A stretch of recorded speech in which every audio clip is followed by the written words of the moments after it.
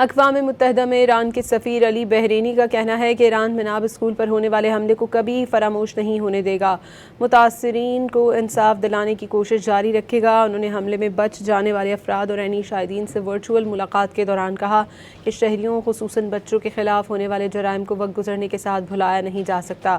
بحرینی نے کہا کہ انصاف کا تقاضا ہے کہ اس حملے کے متاثرین اور شہریوں کے خلاف ہونے والے جرائم کو ہمیشہ یاد رکھا جائے۔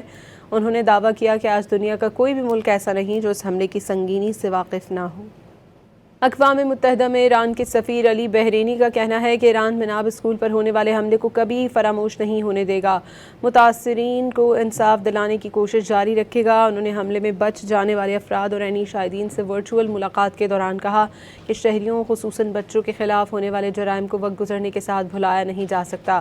بحرینی نے کہا کہ انصاف کا تقاضا ہے کہ اس حملے کے متاثرین اور شہریوں کے خلاف ہونے والے جرائم کو ہمیشہ یاد رکھا جائے۔ انہوں نے دعویٰ کیا کہ آج دنیا کا کوئی بھی ملک ایسا نہیں جو اس حملے کی سنگینی سے واقف نہ ہو۔